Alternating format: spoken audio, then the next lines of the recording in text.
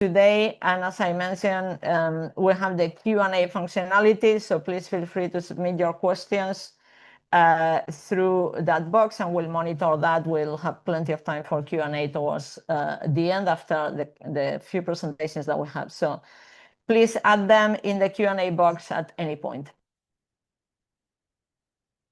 And if we move ahead, yeah, thank you so much, Carolina. So what we have for you today is that we're going to be having a brief overview from SciELO on the work that they've been doing on open science practices. Then myself, I will be representing one of the working groups, and SciELO-FORCE11.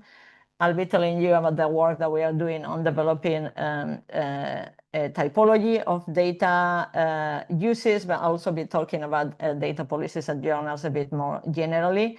And then we have a couple of representatives of another working group, again, that is being taken forward under SciELO-FORCE11. They are doing a nice work on developing, cataloging peer review practices and resources for the community around peer review. So I'm delighted to say that we'll have Joe Haberman from Access to Perspectives and Veronica Spinoza from the same organization, who are steering that work and telling us about the work they're doing and how you can participate in that. So with that, I think we can start with our presentations. I'm going to be handing over to Carolina Taniguchi from the SciELO team to tell us more about their work on open science practices. So Carolina, over to you.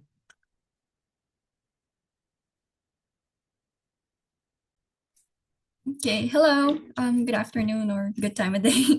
So I'm going to be talking a little bit about what we're doing here in SciELO Brazil to encourage journals in our collection to adopt open science practices.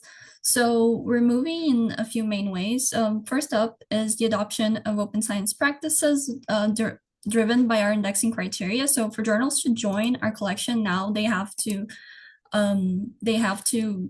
be in compliance with these criteria. So first of all, you have the editorial policy. They have to show commitment, and they have to explicitly say that they're committed to open science. They have to accept the submission of preprints. We also encourage journals to encourage authors to submit preprints.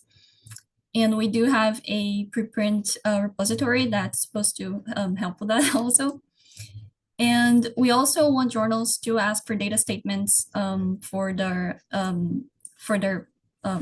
authors, so they can, so authors can say where the data is coming from and where it's being hosted and stuff like that.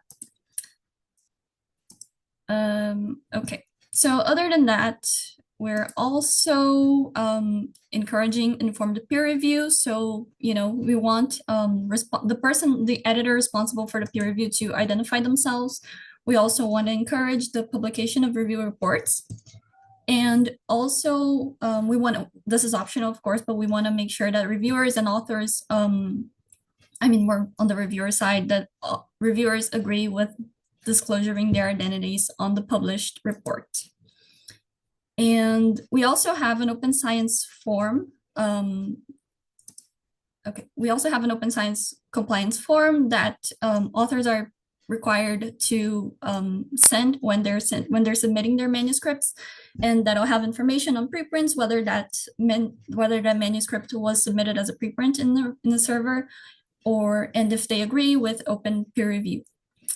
And new journals and all journals, no journal is being evaluated for indexing in our collection unless they already subscribe to these practices. And all of our journals that are already indexed in our collection, they have to update their editorial policies up until the end of this year. And this is just this is just showing how the adoption is going. So you will notice that this is listed all the things that I briefly mentioned. Sorry, this is a little, this data is from April. It's still pretty current, it's still pretty up to date. But it is from a couple of months back, but it hasn't changed much since then. So this is by area of knowledge and by each specific practice. So you will notice that Oh, okay, this was supposed to pop up. Sorry. You will notice that the two practices that we're still getting like lower adoption rates are research data and open peer review practices. And this is what we're talking about today. So that was the leeway. I'm sorry, this is a little messy, but it's okay. Thank you. Thank you so much, Caroline. And I believe that journals play a great role in advancing open science practices, and it's great that the SciELO journals are doing such work. I think often awareness and making that a norm is really important, and we know that different disciplines may be coming at it from different points in their journey and different levels of awareness, so important to also bear that in mind.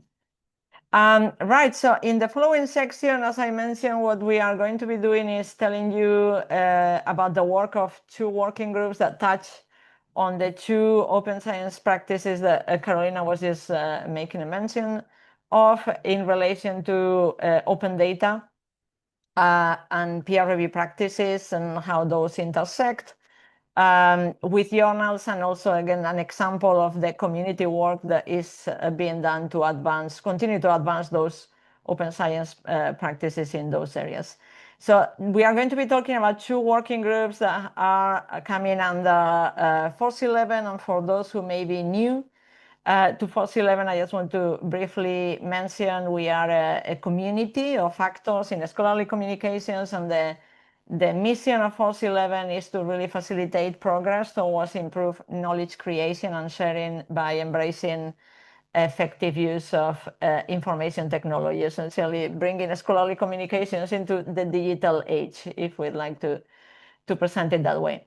So in the first part, I'm going to be presenting about one of our working groups that I'm currently co-leading.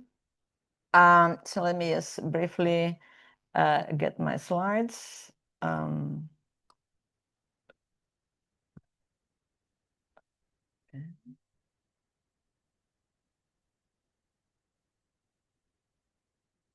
Oops. Hopefully that's displaying correctly. I'll put them in the slide. Yes, so I'm currently a co-chair of the FORCE11 Data Usage Typologies Working Group. I'm going to tell you a little bit about the work we are doing around understanding data usage. But before getting into that, I also wanted to reflect a little bit on data policies as journals, and I guess the progress and the challenges that we have seen over the last few years or so. So we know that support has been increasing for sharing, publishing data as an output in its own right, and this has been supported by a number of policies developed by funders, institutions, sometimes also at national level, and also thanks to the progress that we have seen in the infrastructure to publish, curate, preserve, and cite data. There's also been a lot of activity by community groups that have developed important practices to guide us in this process, for example, through the FAIR principles and the CARE principles. And the open data space is one where FOSS has actually been active for a number of years now. I often like to reflect back to the joint declaration of data citation principles that was the output from one group that was also hosted by FOSS11. They got together a number of community members involved in scholarly communications, and they got together and recognized the need to really amplify that message that we need to recognize data sets as important as publications and other elements of a scholarship. And in support of that, they put together and published the Joint Declaration of Data Citation Principles, giving guidance as to how data can be cited in its own right as its own output, and the format and workflows to do that. And this has been adopted by a number of journals. So essentially, this is an area, as I mentioned, that FORCE11 has been active in for 10 years now. And also reflecting on how the data policies started and evolved at journals. The first publisher that introduced a data policy was PLOS, that implemented it in March 2014 for its portfolio of journals. I was a member of the PLOS editorial team at the time, and I remember this moment with great excitement, but also remember that to a certain degree, the policy received mixed reviews, if we can say that. Not everybody was convinced from the get-go that this was a good idea or something that journals should do at all. But when we reflect over the last 11 years, we see that actually this is a practice that has become much more common across journals. Many publishers and individual journals have implemented data policies. They may take different shapes, but generally they involve the inclusion of the data availability statement with the article, as Carolina was explaining for the SciELO, and also similar in many publications. What we see, however, is that even though the conversation about data policies at journals has advanced, sometimes these policies can vary and they can take different flavors, for example, around whether actually they require that data needs to be shared at all. And again, also as Carolina was explaining in the context of the SciELO journals and the disciplinary breadth, we also know that adoption varies across disciplines and sectors. So it means that for many articles, we'll still get this type of a statement saying that there is a beautiful statement, but it says that data are available upon request. So it doesn't necessarily equate that having a data availability statement will mean that the data sets are open. So reflecting on this, I think great progress has been made. And again, as I mentioned, the journals do great work in also outreach and awareness raising among authors and in working through some of the challenges, perhaps for data sets that cannot be shared with them, and finding the avenues to try to find the balance between that and the ethos of open science. But reflecting on this, I wanted to share a few suggestions for things that may help us in terms of the further development of data policies at journals. One is that I strongly encourage policies that recommend that authors use repositories to deposit their data sets. This is always a preferred path to just putting data sets in supplemental files for visibility, again, curation options, etc. There are repositories that have very well set up guidance and metadata requirements, particularly the discipline-specific repositories. There are also repositories that allow control access for sensitive data sets, etc. So a recommendation to always include this guidance for authors to please deposit their data sets in repositories and ideally with a persistent identifier for the data set, and to report that in the article in their data availability statements. A few suggestions for improvements for these statements is, as I mentioned, they can be quite vague and broad. Important to guide authors to make sure that they mention every data set explicitly, again, for visibility of the data set and traceability, reproducibility, etc. Ideally listing all of the individual data set identifiers, and again, in that statement, and not hidden in a particular supplemental file, for example. Important that these statements include all of the data sets that have been either created or reused as part of the study. Some authors in some fields it's very important to utilize previous data sets, sometimes as part of collections that aggregate them, etc. But important to also refer to the situation where the authors themselves have created that data set. So as much comprehensive information as possible. And also recommendation to make these statements machine actionable so that they can be fed into the research information workflows that we have, so that data set again gets further visibility. Important aspect as well to drive the data discoverability and recognition by encouraging data citation, so again inclusion of the data set as well as part of the reference list, and bidirectional linking between data records and the article. But something else that is going to help us really advance practices across the board is to make data setting rewarding for the authors. And a key piece here is that if we want to make that exercise rewarding, we need to understand how data sets are used so that we can again assign evaluations about the reach, impact, or other considerations for the data sets. And this is where the working group that I wanted to tell you about fits in. We set up this working group in part in response to the community interest in understanding the context for the use of data, but also because we knew that there were different groups in different contexts who have been looking at trying to categorize what use of data is being made, sometimes at the level of is data used or created or reused from other sources, sometimes going deeper into the particular applications of the data set. And we felt that if we wanted to get this common understanding of the usage, we needed to have some common framework to help us go deeper into understanding and categorizing those uses. So the goal of this working group that I'm co-leading with Evgeny Bobrov is to develop a common typology of data uses, their description and characteristics, so that all of the actors in both the research data ecosystem, but those who participate in research evaluation can consistently capture, compare, and evaluate the ways in which data are used. What we did through the working group is that we tried to bring as broad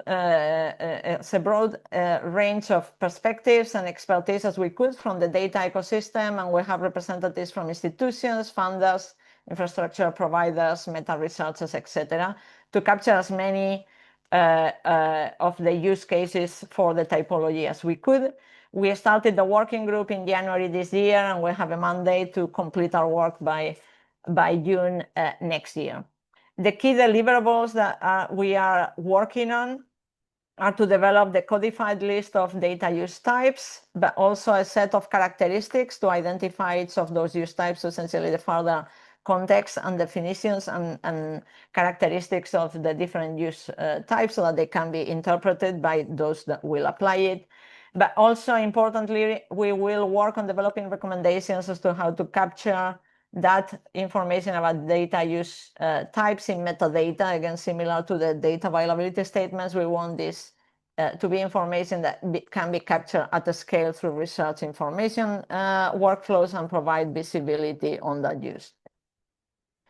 So we've been working on a few things since we started our work in January. The first one is that we spent some time discussing what's in a scope for the working group and what's beyond the scope, again, so to get that alignment and clarity. Through our conversations, we have settled on including all uses of data. This involves data sets created through research activities, but also beyond, such as government data sets created through citizen science activities, etc. And on the side of use, we also wanted to be very broad. There was a strong sentiment in saying we need to capture how data is used in research, but also beyond is very important. They are very important elements in policy development, in educational activities, etc. So we've gone very broad and tried to capture as much as possible, as well as all relationships between data creator and user, again, independent whether the user is also the creator or not. We also decided that there are a few things that we believe are relevant to consider, but out of a scope for the working group. Some things we recognize are important to sometimes evaluate data usage, but are intrinsic properties of data sets. So we are not going to get into that. We assume that there are channels to capture that information for the data set itself as an object, and also things that may not involve interactions with the actual data set content. As well as the eventual potential uses or value assigned to specific aspects of the use types in the codified list within that's downstream of the list itself and beyond our scope.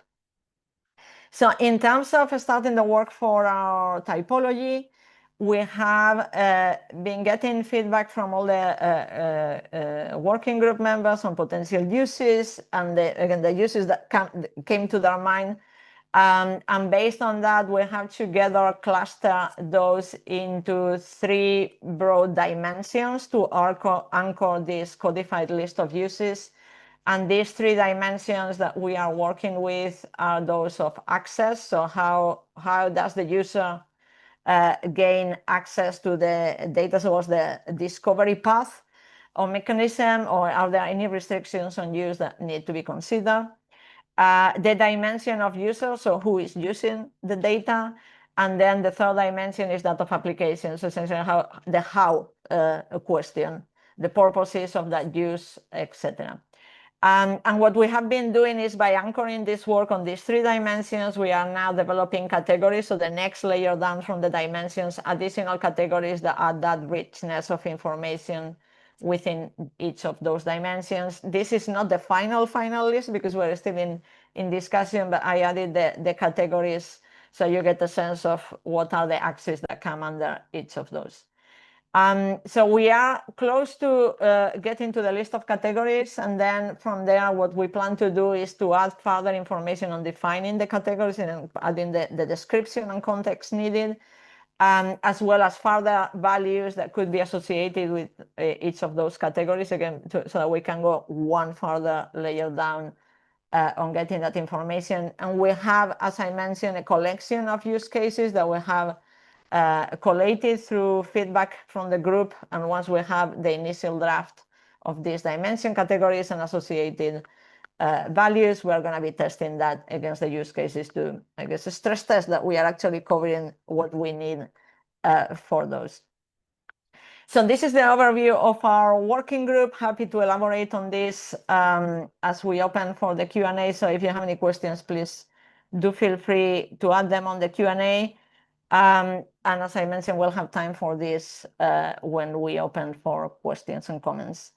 Right, and after this, I wanted to now give the floor to the other working group that is going to be presenting on their work. As I mentioned, they are doing important work on cataloging peer review practices and giving some guidance as to what's particularly useful for the community, but I'm going to let them introduce that themselves. I believe we have here Joe Haberman, who is a consultant and trainer in open science and scholarly communications. She works at the organization Access to Perspectives, and she's also involved with the Africa Archive initiative, and she has been supporting globally inclusive research practices with a focus on African scholarship. She's the co-lead of the working group, so I'm delighted that she's here with us to tell us more about that work. So over to you, Joe. Thank you so much, Iracha. Also, there's a question for you. Should we take this later or no?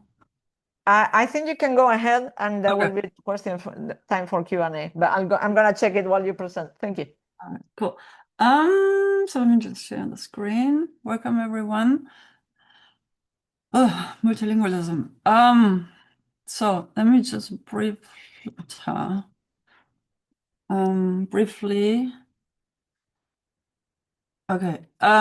introduce the team behind this initiative. So Maria, Gareth, and I came up with the idea and started the data set to begin with. And then when the call for the Force11 working groups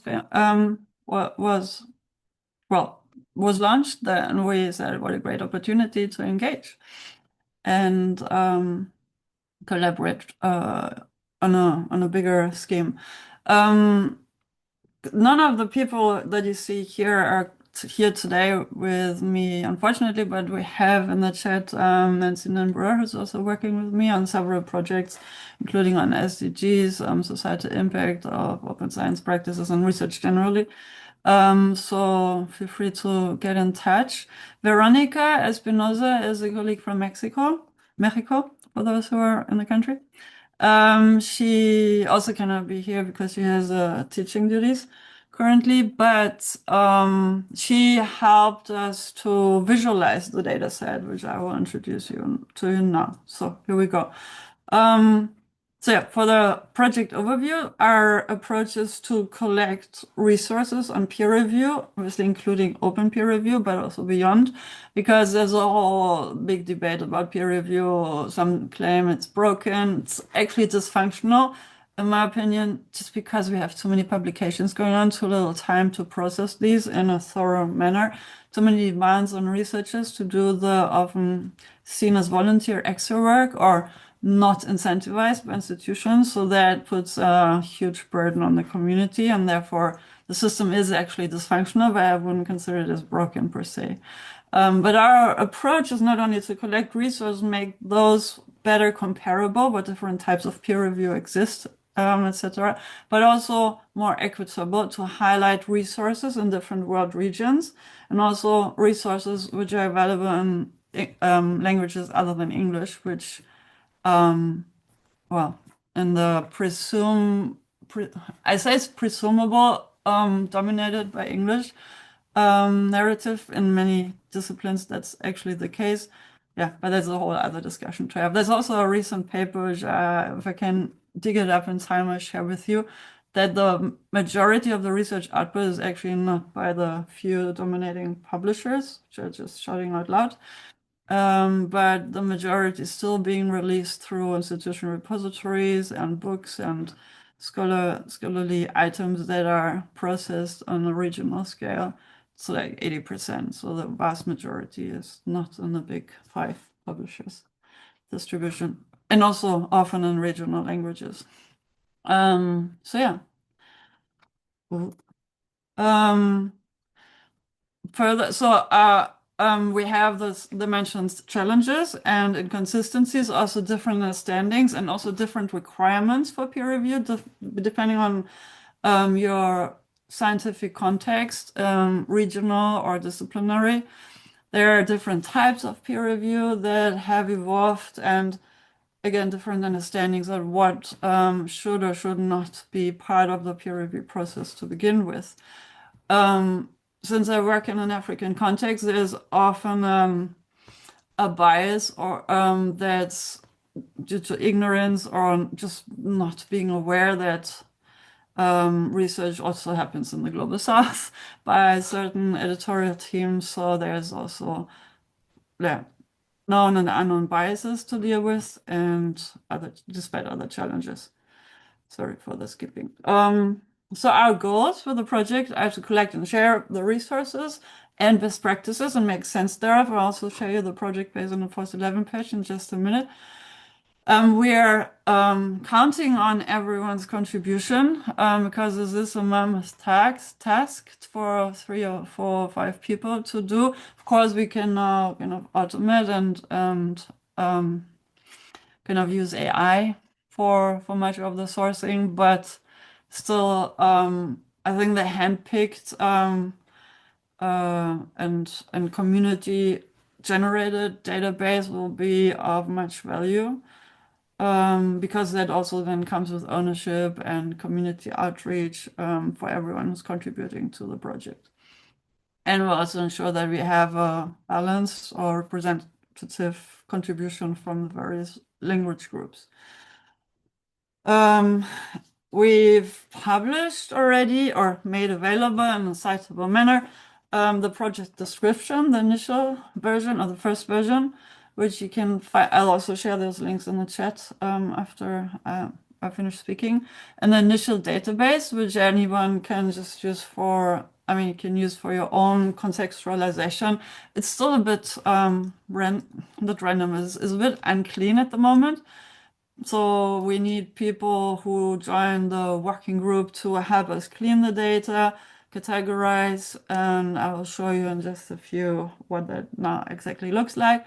You can get involved in various ways to either contribute resources without much extra effort, just send them our way by email or put them directly into the spreadsheet. And you can also help us curate the data, the resources to contextualize and make them visually appealing or clean the data in such a way that it can actually be displayed in the visualization tool, which now okay, let me first show you sorry, this is another resource I wanted to share in the discussion later. So this is now what it looks like. We have this primary sheet on the spreadsheet where you have resources just listed by their name. So it's usually the title of the resource. Then there's various types, some webinars, video tutorials, blogs or articles, research articles, that's like meta research, which is currently in a separate sheet because it's its own category, but might also find its way back to this main sheet eventually. There's categories looking at AI and peer review, obviously big fuzz around that currently. The author-reviewer communication process, focus on general introductions to peer review, introduction to a particular type of peer review. Then you have the URL, audiences. Many are directed to researchers, but some are also directed to editorial teams in order for them to be able to to facilitate the peer review process in a responsible manner. There's also guidelines such as scope guidelines and others. And there's also cumulative resources, which are a separate section also to consider. And then we list the provider, and you might think, I mean, obviously there's a lot of commercial publishers also providing such resources for actual benefit to the community, but also obviously for their own best practice to ensure that submissions coming their way to the journals are of a particular standard, so they don't have to reject as many, but also is also a marketing opportunity for better and worse. I mean, it's just a way to engage with their community, which is us. And then, so we try to, we've initiated to standardize the sheet so that there's as little as human error as possible. Of course, we can do the same for the providers, but we hope to get a high variety. There's quite a bit of repetition, but then many of the bigger providers and publishers who have like a whole portfolio on peer review and subtopics, that would probably eventually be just one resource, and then information in the description of what the resource entails. Then there is a sheet for data entry, which is free. You can also share that right now in the chat. So this one is free as an open, so you can type. I think I've protected the first row to, and I'll also add translations in, yeah, I don't know how many languages. But there's a section for events. There's none. I think we've moved events to the main sheet already. There's the oh yeah. Apparently, I've already moved much of what was previously in a separate sheet. It happens when you work on several projects at a time, and then there's some weeks in between. And then organizations who deliberately or specifically deal with peer review, such as Pablons, which is non-existent, I mean, has ended operations a few years back, reviewer credits, pre-review, which many of us are familiar with, as a bio, and so on and so forth. There's also no section. This was basically just for us as a core team to keep in mind to also incorporate one way or the other. And now comes the beautiful part where Veronica played a role in now making this user engaging. So here you have the list of currently 150 and so resources. You can search by categories. So when you look in, if you want to search for resources that focus on diversity and peer review, or DEI, diversity, equity, and inclusion, you can isolate these from the rest. And then, so that's one way. Or another, if you only want to see training materials, deliberate, there's 9, which is currently labeled. It's probably more given the resource. You get the idea. So there's various ways on how you can work with the data set, which to begin with is quite overwhelming, but if you do a strategic search, it's actually quite useful, we hope. And then this is type by record count. So here's an overview of what resources are most represented. It's currently blogs and articles, because it's like easy to put down online. Category by record count. Here's things like ethics recognitions. The majority is currently not labeled. The second is introductions. And then we have, yeah, whatever comes under others. Oh, yeah, others are actual others. So there's not just one others, but several. And then you have recognition, research, whatever. And then you can also search by language. As you can see, Spanish and Portuguese are painfully underrepresented along many other languages other than English. But you can isolate the 3 resources I just added in Spanish. Sorry, I didn't add Portuguese for now, but please help me do that, because it is actual manual work to do to enter the data into the sheet. But I want to highlight the one resource that pre-reviewed Daniela Saderi, her team, TCC Africa, we at Africa Archive have worked on, which is open peer reviews in Africa. And it's also available in 3 languages, English, French, and Arabic. So you can find the URL in the, and then find your way to that exact resource, which is archived on Africa Archive. Thanks for mentioning, Iracha.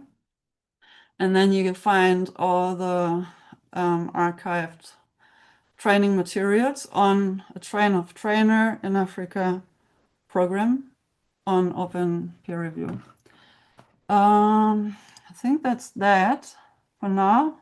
Oh yeah, now I wanted to show you the project page, which I can also put in the chat for you. So here you find a project description of the deliverables and what else we can pull out of the data set once we have a more coherent and multilingual data set.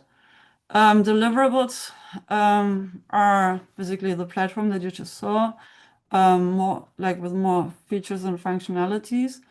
We hope to provide enough information and also develop ourselves on a dedicated team, which you're most welcome to invited to join. Develop a standardized set of criteria. So what are the minimum requirements for peer review?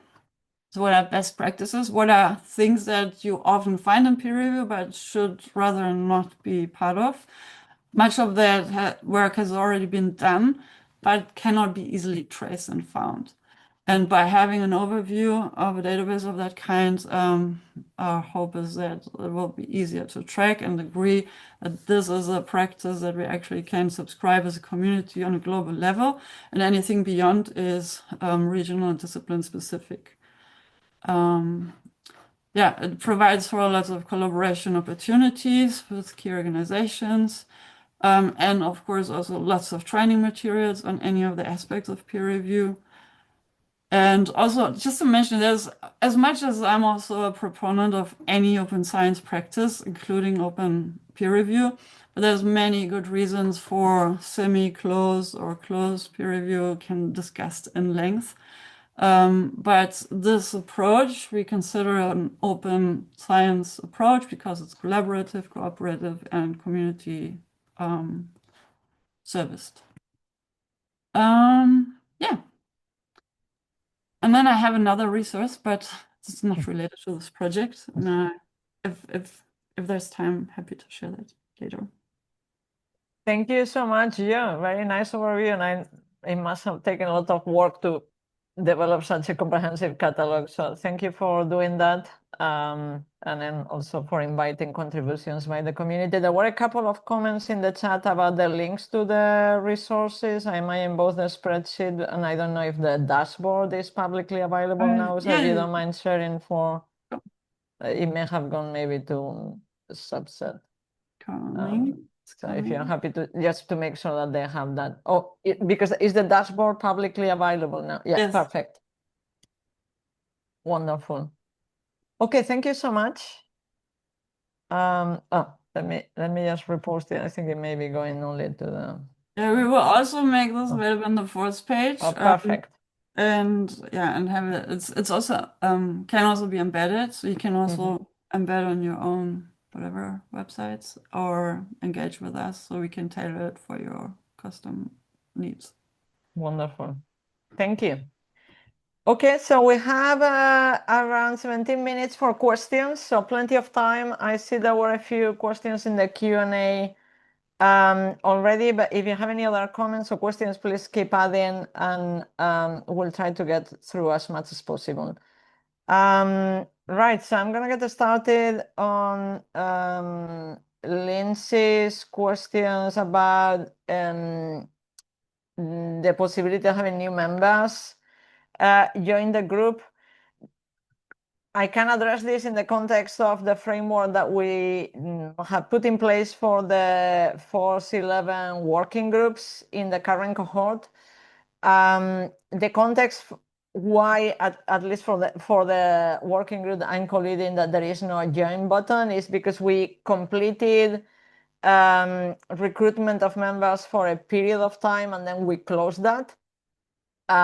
This did include essentially calls for specific expertise that we felt need to be represented, but also a public call for participation. And the reason why we did it this way is that within SciELO-11 we felt that it was important to give some time for the working groups to get community members engaged, but then also to be able to move on from the onboarding and alignment discussions to the actual work on the remit of the working group. So this was set up by design in the sense that we wanted to give the groups that capacity of move forward with their work. Something I will mention, actually a couple of things that I will mention is that I do expect certainly for our working group, even if we are not including new members, we plan to disseminate the outputs that we are working on, and I expect some of them will include like public calls for feedback, so there will be opportunities to engage with that. And we also welcome other forums such as this one to get feedback. So there will be opportunities for community feedback. And the other thing within the FORCE11 framework more broadly is that we wanted to, as I mentioned, have a specific framework for these working groups and review that to see how it went and whether anything needs updating. So we plan to do that review later in the year, and we may be doing new calls for working groups from the community. So essentially, if you have a great idea, do keep it or get in touch, because there may be other opportunities, again, within FORCE11.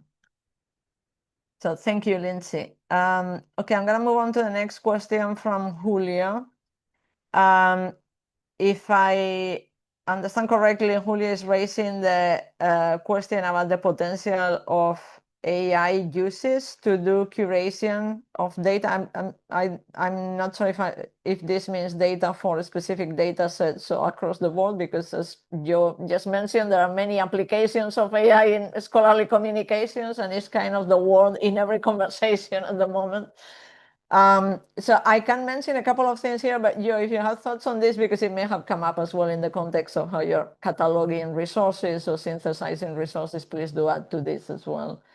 Yeah, we discussed in the group early on and then didn't really get to it. So if you have suggestions how we can put a responsible use of AI to this project, please get in touch. Because like I personally have issues. I mean, I would prefer a local deployment of AI, of an LLM or whatever AI application, because searching through the whole internet and across all data centers are currently also being built exactly for only that. And the carbon emission considered, like it just pains me. But if we can have a local deployment on just a computer and just use the data here to do whatever with it, and additional data that we kind of source carefully, not to have a like unnecessary big carbon footprint, that would be great. Okay. So that's my only concern, and otherwise ethically, of course, well, data privacy and such things. Whatever is online, I mean, of course, we would have to look and search, and I don't know if the internet is ready yet to have all the security and flagging mechanisms in place. I doubt that. So it depends what tool we use. And there are many open source tools, which I'm not the expert of. Veronica has done a lot of AI research lately, so she might have a few hints on that. But yeah, Iracha, if you can add, and also Julio, please get in touch. Yeah, exactly. Feel free to add on the chat or follow-up questions. I think from the data perspective, what I would say is that certainly I think the use of AI has come up. I think Julio was mentioning in the context of, for example, categorizing for scientific field. I'm not sure we are there yet for data sets compared to the applications for categorization for discipline in articles, because obviously the articles have much more text that you can go from. And if the title of a data set is dataset 7 and there is 2 lines of description, the model hits a bottleneck. However, I will say that as part of a project that I work on in my other work outside of FORCE11, we are actually exploring machine learning models that could help us do text mining and find data sets in articles, for example, to establish more of those data to paper connections that I was talking about, and also to help us categorize, use, and reuse. So obviously, as Joe was saying, a lot is still in development, and we have to see what the quality is of those outputs, but I think things are progressing quite quickly. The other thing I would mention that I've heard about as an idea with conversations, and this is more in the context of, again, coming back to data in the context of journal policies, is that I think one possible application there would be to have prompts for authors as part of the journal submission process that are powered by AI that say, actually, it looks like you should have a data set. Do you have a, what's your repository, things like that. Because I think that's very basic, just asking a question, and obviously then the editor and editorial team will need to check what the author has provided. But I think it can add more as a little prompt rather than creating all of the metadata by themselves. Okay, I hope that answers to a certain degree, but Julio, do tell us if we didn't cover everything or if you have any other thoughts, because I think in many areas, the use of AI is still like, a conversation that is being shaped and many more questions than answers. Right, so there is a question now from Caroline, I think it's probably for you, Joe, about the materials from, I guess, that you are developing from your catalog of peer-reviewed resources and the dashboards, and whether you're feeding considerations on accessibility for those visuals or other resources. Yeah, good point. Not yet, but thanks for the prompt. It's like, with all these things to consider, isn't that enough? No, it's not, obviously. I think it's something we can relatively easily add and then have some volunteers, like maybe undergraduate students, search through the data sources. But we can also make sure that whatever we produce has accessibility features, and that's usually easily done by a browser plugin, or not browser. Well, anyways, website plugins. So there's ways to ensure that on our end, and we could also track accessibility for the sources. Mm-hmm. So yeah, I put those on the list. Thanks for the hint. Okay, so the next question is from Rosario, who is part of the Peer Review Champions project and also researcher at the Universidad Autónoma del Estado de México. And she says she's interested in publishing open science and how can she contribute. I guess certainly an invitation to contribute to your project. The other thing I would say is that certainly from the perspective with my SciELO-11 hat on is, as I mentioned, the working group that we have currently is not doing recruitment. But we are very happy to encourage, again, synergy with other existing initiatives, amplify that work, make connections, and we are planning additional outreach events and a conference next year. So very happy. If you would like to volunteer, feel free to contact me. I'm happy to reach out. But Joe, anything to add in terms of potential contributions for your project? I'm not sure it's the same university, but another Autónoma Universidad in Mexico is the location for Amelica and Ridderlich. So you might want to engage there as well. I'll share the link. Amelica is mostly engaged with publishing and Diamond Open Access explicitly, but they have a mandate also to promote open science more generally. And Ariana Becerra will certainly be glad to hear from you and with her team. And then there's other communities, Spanish speaking. I'll find the link. What are they called? There are a few, but yeah, they're dispersed here and there. And can I share another resource that I've compiled? Wait.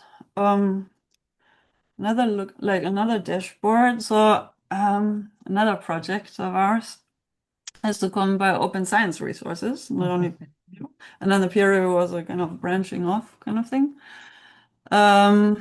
So now this is currently being reworked, and no, we actually have a Latin American version, but these are, as I said, generally open science resources, and you can search by region and then have all kinds of Latin America, because some are not only Latin America, but also Europe. So then you have resources, but also communities, and then you can also subdivide for communities. Let me share the link to this dashboard. Might be a starting point. Yeah, but yeah, I mean, but I can just encourage you to engage in your own language in your regional communities across nations, like not or beyond your own institution, country, and yeah, just engage in your language groups wherever you find people, and then also connect to the English speaking, French speaking, whatever language skills you have. It's good to cross-populate the communities if you have the skills. Yeah. Oh, wait. I'll search and share the link to. I can't remember the name from the top of my head, but I'll find another resource for Spanish. Okay, thank you. Thank you so much. You're like this treasure trove of resources. The thing that I would add to Rosario's comment, because I saw again that she had a follow-up comment about engagement in Spanish and other languages, is that one thing I would clarify is that when we put out the call for participation from community members in FORCE11 working groups, well, we put our communications out in English, but there was interest, we received some interest in having working groups that would cover other languages, and we were very happy to accommodate that, and we encourage those who expressed interest to essentially use the languages that they would be comfortable with. So I think they may have encountered some issues taking that forward in terms of their availability, etc. But for sure, it's something that we encourage. And as Joe was saying, is like feel free to connect with others in who may be working in that language, and certainly from the FORCE11 perspective, we'll be happy to encourage that interaction. I also know that there is a very active community in Latin America that works in Spanish and Portuguese, and has connections to Redalic and Amelica that Joe was mentioning. And I believe there are plans for an Open Science Congress for Latin America, and which is the second iteration from an event 3 years ago that happened mostly in Spanish and Portuguese. Yeah. So I'm sure there are opportunities. Sorry, yeah. No, sorry for interrupting. I just wanted to show this because it's Latin America specific. So we put this dashboard together also to present to America and Relic for adoption. So this is 42 open science resources from the region, and you can sort by country. So which resource is coming from where again.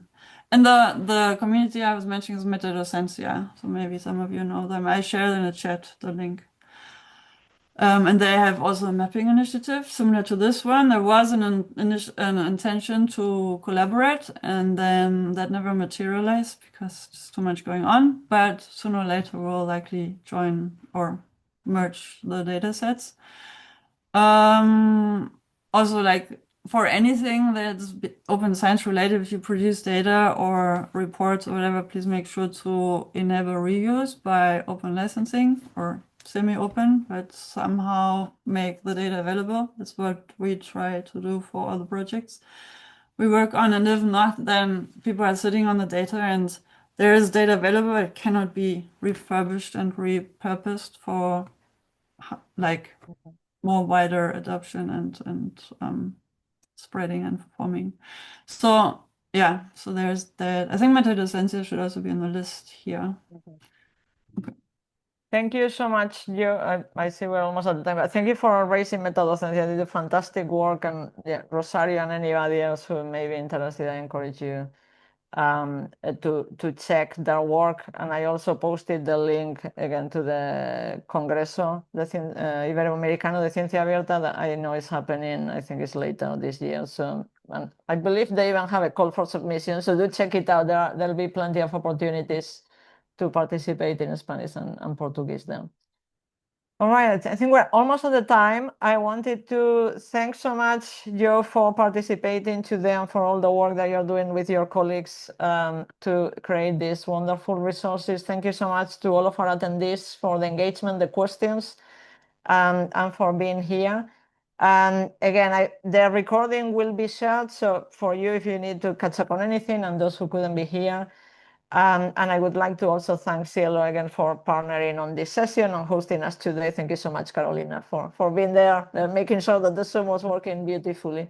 So thank you so much, everyone. I hope you enjoyed the session. I look forward to future opportunities to collaborate and engage with you. And I hope you have a wonderful rest of the day. Take care. Yeah, thanks, Carolina. I just noticed I shared the links in the, not with the, anyways, but there, yeah, should have all Don't worry, I think we passed it mostly, but yeah, we passed it. But thank you so much for being here. I appreciate. Pleasure. Thanks for inviting us. Yeah. And also we can compile the list to distribute in the later. I put it in the document that I shared with you. Sounds good. Thank you so much. Have a nice Thank evening. you. Take care. Bye-bye. Bye. Hasta la próxima.